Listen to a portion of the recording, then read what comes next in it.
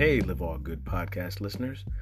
On this month's Move the Needle episode, we have a discussion about what potential allies can do, how they feel, and what can be done for them to get in action.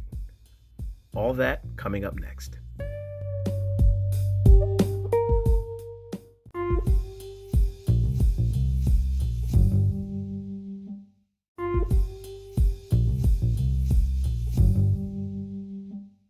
Hey, everybody. Welcome back from that quick break.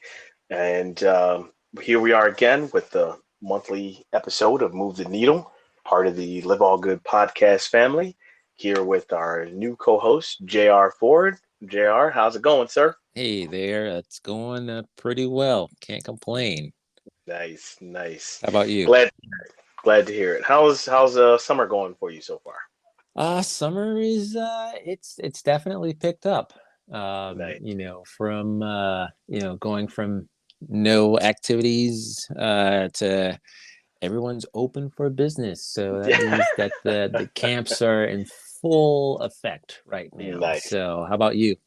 Yeah, about the same, man. Definitely camps in full swing, soccer camp, Hmm. and no, but summer's been good. Can't Yeah. complain. We've got about a month left or so until school starts, a little bit Yep. less. Yep. So Yep. yeah, um, it's just been good. It's been good, Good. definitely. Good. So um, for our listeners, man, what we want to tackle this month is, and we teased it last month when we were talking about, um, like when we have conversations with people about some of the some of the things that go on for marginalized and underserved population, whether it's racial, whether it's gender, whether it's all kind of stuff. Right. I have to say, man, one of the things that I've run into a lot is when and listeners, please forgive me if using the word allies is not correct, but I can't think of Yeah. a better term at the moment. Yep. But when I've spoken to a lot of friends who are allies and who want to be productive and want to be part of the change of really moving things forward in an equitable way. Yeah. Um, a lot of what I've heard is not just being not knowing what to do, right? Yep. Yep. Being frozen, being stuck with inaction. Right. But a second thing that I've heard is it's intimidating to ask questions truthfully Right. because they're very aware that they do not have the shared experience and they Right. will never understand that. And so they've had a hard time asking, well, truthfully, what does that feel like or what does that mean Right. without trying to offend? Right. And so I want to try to address that for our listeners today. Um, just starting off, man, jumping right in. Yeah. What are your thoughts about that? What have you come across with that type of thing? Lee, I mean, I haven't necessarily come across it too much, especially Mhm. in the year and a half. Certainly there have been, some folks that have reached out, and I mean, it's not a widespread thing.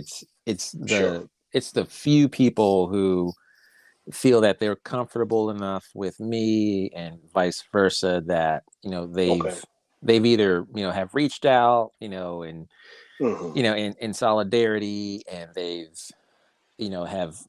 have heard and have seen just the different events that have really kind of led up to this point where Hmm. if and I think through social justice and through that has something that has transcended Hmm.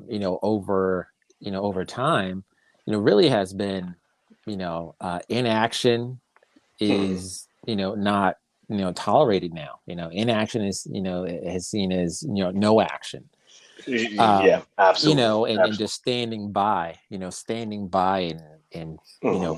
continuing to benefit off of the livelihood and the environment that has afforded them Hmm. the way to prosper in America Hmm. has not has never been equal, and I think that's one thing that a lot of them have really kind of asked about is what can they do. And you probably have gotten this question too, Yes. about what can I do. And I think the kind of the knee jerk reaction that you may have had that I can share is that um is well, why do I have to come up with the answer? Sure. Sure. Why am I as the representative black person to you? Probably no, I'm just joking. But why, as I understand that it's uncomfortable to ask that question, Hmm. but it's also to the person who's asking it, but it's also probably uncomfortable to the person who is receiving it, Hmm. Hmm. because anecdotally we're looked at as the part of the way to help solve the problem is Hmm. get the input, gather input, gather data, get real life experiences that can help to inform what should happen, How and to move forward. Hmm. yeah. Hmm. And some of the ways that I've kind of have kind of looked at this, and and based on some of the things that I've read up on, and I'm reading a book now about, I mean, just it's about the some real life stories of how the nation was created, in Hmm. the late 18th century, and post George Washington, and kind of moving Hmm. into this whole intellectual justification for a lot of what's going on now, kind of informing things based on Christianity and and religion, and seeing how it really kind of took form back then. Sure. It's fascinating, No, but you're absolutely right. yeah, I've yeah, I've started to read a lot of different pieces, articles, yep, and haven't d- dove in any books yet. yeah, But yeah, it yeah, does that deeply. yep, I want to touch on something that you yeah, mentioned. Sorry, didn't mean yeah, to yeah, cut go you for off. it. Um, I have actually gotten that question where some of my white friends have been like, I'm so sorry that you have to deal with these things. And I feel awful because you shouldn't have to come up with the solution either. Right, Yeah, I've gotten that. right, And, right, and here's been my response to that. If it's if that is the role that I have to play hmm, in order to inspire or educate or call to action right, my friends who are in positions to help further the change, help further equitable yeah, practices, yep, then that's what I'll do, yeah, because everybody has a role to play. And right, sometimes that role changes, sometimes it increases, sometimes it decreases, very rarely. yeah, yeah, But so to that effect, um, again, I'm speaking personally, but I'm yeah, okay with that if right, that's my right, role. yeah, yeah, and that's valid. I mean, Yeah. that's the that's the role that you can play. It's definitely valued, Mhm. and I'll give you JR, and then RJ's perspective. Sure, sure. You got to give the flip side of it, I, but I, I don't think you can have RJ on the podcast. No, I'm yeah. kidding. So as a black man who has navigated through, the past, 40 plus years, and in this day and age, growing up in the 80s, Sure. um, seeing, kind of firsthand how, middle class black family, kind of lives. And, you know, Mhm. I personally, just haven't, had a lot of those experiences that, people have seen on TV, where you've seen someone, getting pulled over and accosted and lived out some of that trauma. Mhm. I was fortunate that, you know, I lived in Maryland, 2 blocks off of the DC, line. I grew up Mhm. in a Mhm. majority black area. Mhm. It was hood. It was Mhm. definitely in the hood. We Mhm. grew up a single family, home, Sure. 2 cars, 2 dogs, pretty much, Mhm. the kind of the in quotes American dream. We Yes. had two Yes. full-time working parents who, you know, uh, gave us, everything that they could, afford and, provide to us. Mhm. Mhm. Um, but I come from, just as you do, I come from those lived experiences before me, Yes. from my parents and from, my elders, and generations back. So, that really, for someone to ask, what can they do, Mhm. to me, it's, from the intellectual side, is, it's call to action, right? It's Mhm. move the needle in some way. you know Absolutely. um you can come to me and, bring those types of questions, and you'll get a informed, response, based Mhm. on, how we've been portrayed as, you know we didn't create the problem, but people want to come to us and try to figure out the solution. Sure. It's like Sure. using some of that informed experience, Mhm. that is still present. I mean, we have, generations of people, who have gone through, some of the gross inequities, Yes. whether it's Yes. physically, through violence and in Mhm. subjugation, or it's through, the continued experience that we all live through now, whether it's, being, Sure. shut out of loan programs, or it's, not having the same ability, to provide economically, for your family, because you can't get, that position, or you've, Mhm. hit a ceiling based on your education. We have those lived experiences because that helps to inform us, Mhm. and looking at, what RJ might say is, um, you know, again, I didn't create the problem. You created the problem. You all need to look introspectively, internally, and figure out, why is it that you are able to do what you can do? Why, to look at Mhm. your upbringing, look at the environment that you were, brought up in, and look at and compare that to people who have less. And it's not all Mhm. about value, but it's about the accessibility, the availability, to prosper in society. Mhm. Why are there these inequities? Why are there these ghettos? Why is there Mhm. low income housing? Why is that? It gets down to those types of levels that I think, people have to think about now, about that will help, hopefully will help to inform what they can do, But whether it's going and supporting, some of the real local, types of activities, that I've seen some of our yes, friends do. I wanted, if I can jump in here, Yeah. because that is I tend to go critical. in a monologue of No, no, free thought. no, So no. That was awesome, because that is a good point. Jumping in locally, right? yeah. I'll share this. Yep. I had a friend who reached out to that I had grown up with, went to elementary school with, high school with, Yep.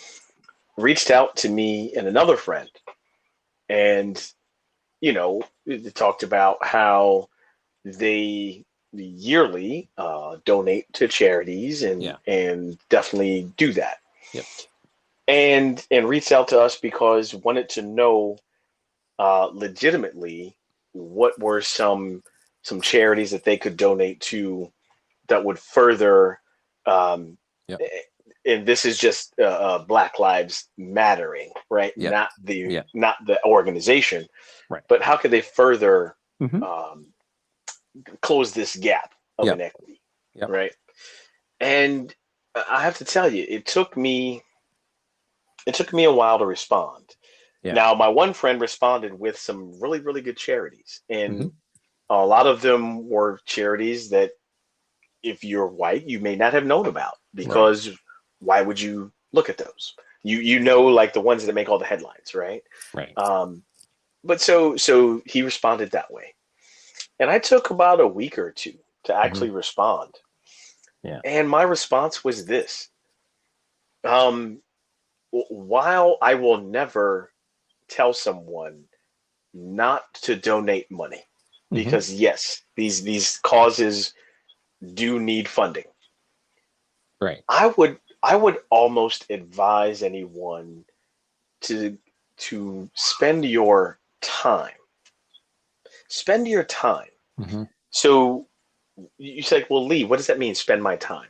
That means physically give your time to the very same organization that you would give money to. Right. Once you give your time, you then begin to meet these people who are marginalized, meet Right. people who are underserved.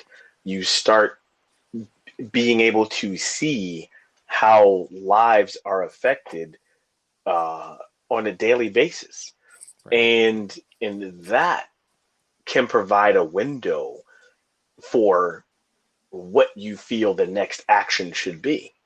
You know, Right. and that was Yep. my advice to this friend. Yep. You know what? Like, I love the fact that you are asking this question, Right. Yep. but here's a way to dig a little deeper. Yeah. Um, and for our listeners, I'll actually maybe I'll reach out to this friend and follow up and see how they took that advice and what they've done since then. You know, Yeah. I'll that way I can come back and say, hey, this friend did X or this friend did Y. Um, Something else I wanted to touch on also, like you were talking about people asking the question. Right. Yep. I think one important part is, again, something that I've come across that you have not necessarily, is people being stuck, like Yeah. feeling that they want to be in action, they want to do something, Right. but because of the deeply rooted experience that you and I talk about and Yeah. share and have had with other people of color and Yep. marginalized people, Mm-hmm. it is intimidating for them to even ask, Yeah. right? And so I want to kind of put this out there for those people like us, for Yep. talking to you black folks out there, Mm-hmm. talking to Latino folks, talking to anyone who is marginalized by the systemic problem that we have. I want you to take a moment and actually allow that ally or potential ally to ask that question. Let them ask that question so that they can, as JR puts it, be informed. Because if someone has the courage to actually ask the question and legitimately want to learn what can be done, what they can be in action about, I believe they deserve the right to be heard, and we can work with them. We What I've seen a lot is the frustration and the anger boils over into trying to direct the action of the potential ally. And Right. I'm not sure that that's a safe way to go, Yeah. because you can't tell someone how to feel, Right. Right. you Exactly. know. And I think it's valid that, absolutely, if you catch the wrong person on the wrong day and, ask them, what can I do? They Sure. will be very upfront. And you know, get you need to things. prepare. You need to prepare yourself for what you might hear. It might come out Sure. raw and emotional, Sure. especially these days. But if you have the audacity, and I don't mean that in a negative way, but if you have the courage and the bravery to ask the question, Sure. you need to be prepared for the response that you might Whatever receive, whatever the whatever it answer is. might be. Yep, Correct. absolutely, Correct. absolutely. Um, I was thinking about a couple of examples that Mhm. I've listened to and have read about over the past year, and one of those ways that um, I heard about on, I think it might have been one of the public radio stations. Yeah, I'm one of the Black people who listens to public radio. uh, it is informative, and I do like the calming voices. Sure. uh, Sure. but I was listening to one of the local ones up here in New England, Mhm. and they had a segment on there about um, putting putting action to some of these causes. And it wasn't directed towards, any, kind of mid-level or major type of donation organization. It Mhm. was a grassroots effort. And I think it might have gotten, even larger press, but essentially, it was a posting on Facebook that, posted, if you want to help, a person of color, Sure. here are the Cash App names of people who need, Mm. who are in need. Mhm. And one of the listeners to that segment, because they interviewed one of those people as a follow-up, they interviewed them and asked them, at what point do you feel, sorry, in the posting of the Facebook Mhm. article, or the question was, at what point do you feel uncomfortable about what you're giving? Mm. If if you can give $5, great. If you can give $10, great. If you can Mhm. give $1,000 or Mhm. 2,000 or $5,000, at what point do you feel uncomfortable about how much you're able to provide? And then look at Mhm. yourself and determine, if you feel uncomfortable about how much you are able to give, think about those people who are in greater need than you.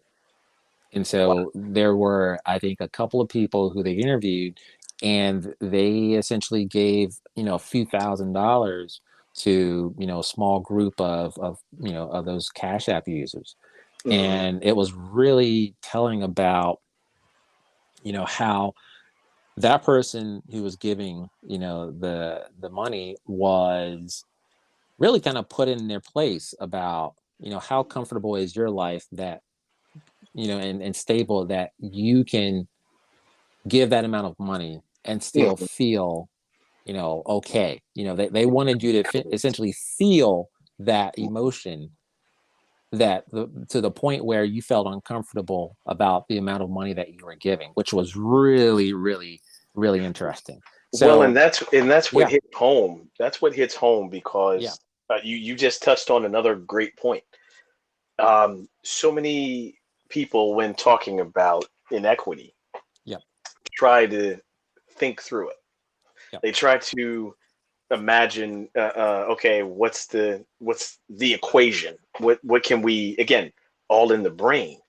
right, And I advise, you can't think through this first. Not at first.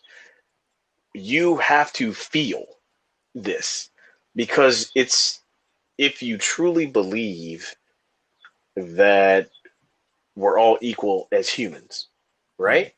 yep, If you truly believe we're all equal as humans, then you have to feel that subhuman experience that someone else is experiencing, and that exercise that you were talking about Yep. with Facebook Yep. posting, that's going to make you feel something. If you give enough money to donation, at what point do you feel uncomfortable with what amount, Yep. right? Yep. If you tap into that feeling of discomfort whenever you get there, then multiply that by 10, 15, 20, whatever it is.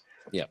That's how you begin to feel the subhuman experience Right. that other people are feeling. Yeah. It's the feeling of having less than, um, Sure. having less value, Mhm. and right now we're talking about the economic, perspective, but Sure. having, but also having a feeling of less value as a person. If you are less educated, typically, in the Black community, Hmm. you're gonna have less than, and it's going to be generational. Yeah. If we can get people to feel that, hopefully that will start to, move opinions in the right, in the Sure. positive direction. Hmm. Yep. Hey, let's take a quick break, and when we come back, I want to share another example. I think that is important to this topic of what we're here with. How can allies, I guess, be more comfortable, right? How can allies be more comfortable with being in action? That's really what we're talking about. So let's take a quick break, and JR and I will come right back, and stay tuned.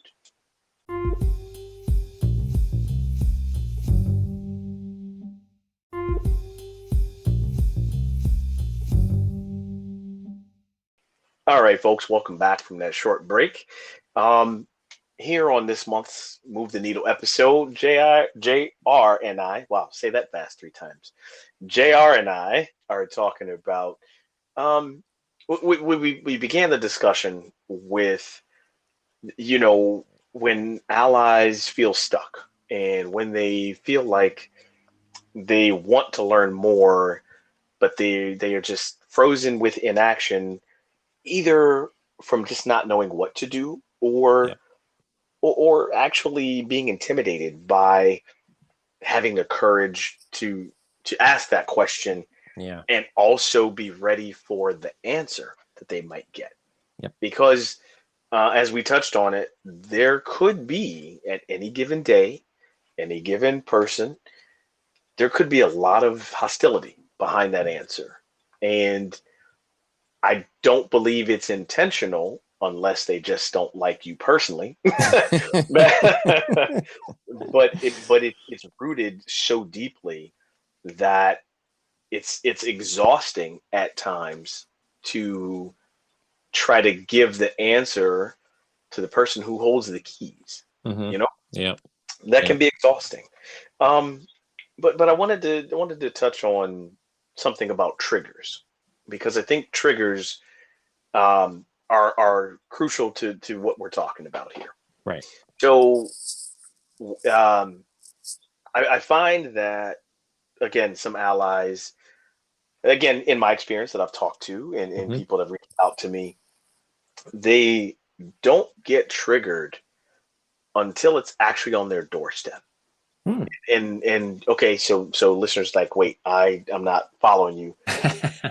So it's all fine and well, like, what has happened over the last couple years, more overtly than most people are aware of.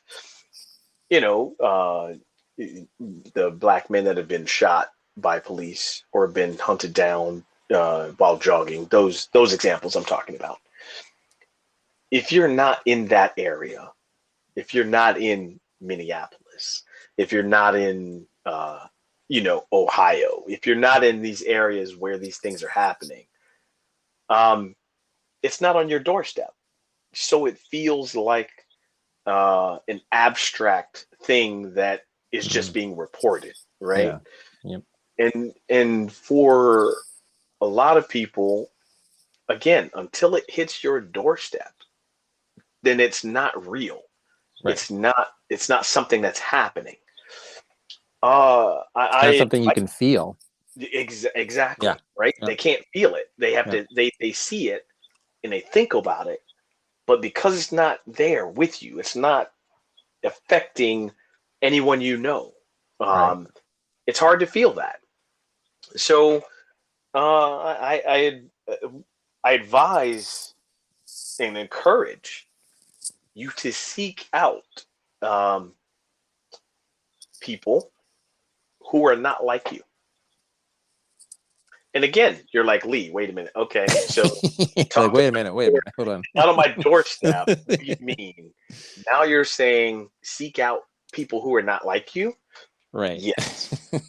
So That means so go into the hood, seek out one black person, and tell them everything about themselves. No, no, sure, I'm sure. joking. Yeah. You You will be met tried with a that? positive response. Let me know how that worked for you. Yeah, No, no, no. no. We kid also. Yeah, Uh, but really what that means is if you believe in changing things for the better, and if you really are trying to put your feelings and thoughts about that into action, you have to seek out people with an experience that is different than your own. right, If you are looking at the people who have a similar experience to you, you're not going to be able to see the other side of the coin. And then therefore that thing that happened on the news yeah, or that thing that you saw on Instagram or Facebook, it's still a thing. It's not real. It's not an experience. right. So yeah, um, I think one of the things is, this is a safe space, right? This is an open absolutely, space. It's it okay. absolutely is. It's okay, to not, you know, not have that experience. We're not saying Sure, that you have to, be connected, directly to someone, sure, even if you do, learn of these things for the first time, on social media or, through, the general news. It's okay to not be aware of these things. I will say that because things are a lot more accessible, these news, stories and these incidents are a lot more accessible, yes, and available to us. It goes back to the first point I think I made about inaction. yeah, You seeing this happening, in a part of this country should have some impact on you. absolutely. Whether it's you, clicking on the story, or actually going and, talking to somebody, whether it's, Mhm. a close friend of yours, or, if you feel comfortable, with a coworker, it should have some type of feeling, and if it really depends on, what your comfortability is. We go Mhm. back to that. um I whenever I say that, I think about the phrase, um I'm comfortable with being uncomfortable. um Yes, yes, yes, yes. and it's not that, we're coming from, the perspectives of two grown black men who have, definitely had our different journeys, through Mhm. life. Mhm. um they have both, I think, absolutely have been informed by the people who have raised us, who Yes, have provided for us, who have, shown us, the experiences that they've gone through. They've been able to, and this goes back, to grandparents and uncles, and people who have been a part of our lives, Hmm. friends in that, and people who have closely been able to inform us through growing up. Hmm. It's through that, that we come with, an enriched history, even though, being, descendants of enslaved Africans, many generations ago, we still have a history, here. We have a new history here, and that is really a part of our enrichment, in our lives that kind of sits on us. It's it's Hmm. it's a it's a stoic heaviness, for lack of a better phrase, that comes with us. It's a seriousness that you can't really explain, but it's something that has definitely informed the decisions that we've made, through our lives, and it's not anything perfect, but it's something that gives you the reservation and the critical thinking that, you can't necessarily teach, in school, or it's just this heaviness that in generational, trauma that has been passed down, to us, Well, you yeah. also touch on something. It absolutely is something Hmm. that should be taught in school, Hmm. and Oh yeah. we'll put a pin Yeah. in that. And I'm being tongue in cheek here. We'll put Yeah. a pin in that theory for now, because we will touch on that in future Yeah. episodes. There are some states that are trying to do Yes, away with that, so yes. yeah. But I Yeah. want to circle back that Yep. you mentioned the safe space, Yep. Yep. right? Yep. And so um, I'm going to put move the needle out there again, because that's exactly what we're trying to do. Right. If you are listening to this podcast, if you've been a listener, or if you're listening to the first time, and you're hearing us talk about allies and having the courage and bravery, right, to to step into action and figure out what part you have to play in making things more equitable now. And you know what, Jr. I'm Yep. gonna go out on a limb here and say that there are people in this country who do not know Yeah. anyone personally who has been marginalized, who Yeah. has been stereotyped, who has been uh, um, has had Yep. bias and prejudice against them Yeah. and kept them from opportunities. Right. There are that. Yep. If you're listening to this podcast and you know people like that, share this with them, because here's the thing that I'm putting move the needle on the map with. Bring them here. This is that safe space Yeah. for them to learn. Yep. And this is that safe space for them to ask a question. Right. Right. No, no matter how insane we might think it is. Yeah. I was laughing because, it was almost a command of bring those listeners here. Yes. Tell them that we exist. You let Yes. them know that there are two black guys on Hmm. the podcast arena who are bringing up this topic, and we want to create a safe space. It absolutely. You're right, and Yeah. maybe it is a demand, right? Yeah. Because Yep. here's what I want to do. While we are calling people out, right?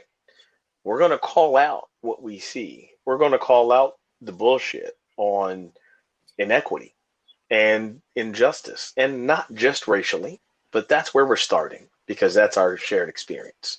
Yeah. But and I believe I have said this in previous episodes. While we are calling you out, we are also going to call you in. Right. If you truly believe in making things equitable, and we have to get equitable before we get to equal, Right. if you believe in that, yes, then talk to us. Come be part of us. Come have a dialogue with us, because that you are who we're trying to get to, so that we can have that mindset shift about what has been, what is going on, and where we need to get to. Absolutely. Absolutely Yep. a call to action. And yes, if if you are courageous enough to be in dialogue with us, we will create that safe space for you to share your experience, but also move forward from your experience. Absolutely. Yeah. That's absolutely where it is. Spot on. Hey man, JR, what is, it's just based on our discussion today. Yeah. What what might be one thing you want to leave our listeners with this episode? Oh, one thing. I think one thing that I would like to leave the listeners with is, just continue to be open. If you're listening to this, you're taking one step. Continue to be open. No question is a dumb question. Um, we're basing all these, discussions on both our shared lived experiences, as people of color, as Black men.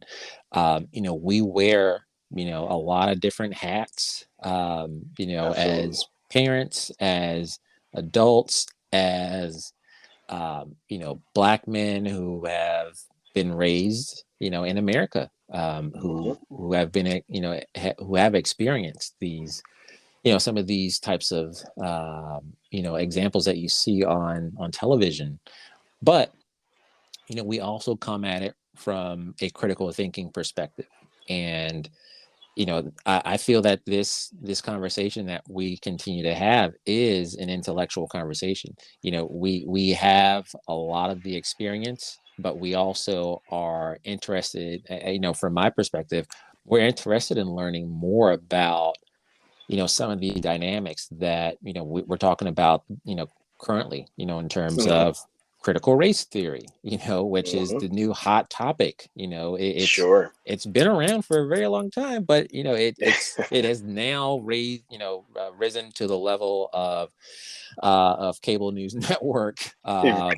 using it as, It's the hot button latest topics. buzzword. Yeah. Yeah, it's the But latest buzz I'd topic. love to invite some academic minds into this conversation, where we can talk about some of these, really existential type of, issues that, people don't think about, that that they Hmm. don't think about on a typical day, that really inform everything that, we might do, or how we, how we apply bias, and judgment. So that's the one thing I'm really, want to leave people with, is be open. I think the conversation will continue to evolve, and stick around, with us for the ride. I love that. And piggybacking off of that, um, yes, be open and be brave and courageous. Be courageous to think outside the box, or to put it in terms that JR put it earlier in this episode, learn to be comfortable with being uncomfortable. The more, as an ally, the more you can learn to be comfortable with being uncomfortable, that's going to drive where the action begins to turn things equitable. That's how you feel that. Learning to be comfortable with being uncomfortable, because you don't get to grow when you're inside your box. And when you're inside your box, nothing hits your doorstep. And if it doesn't hit your doorstep, it's not real, and it's just something that happened. So I want There to it leave you is. guys with that. Yeah, Yep. absolutely. All right, listeners. JR, man, another great episode. I appreciate you being a new co-host on Move the Needle, and I look forward to our next month's episode, man. Absolutely, man. It is great to be here. Love you, love your family, Yeah, love everything that you're doing, man. Really uh, great to be a part of this. I appreciate it, man. I love you too, brother.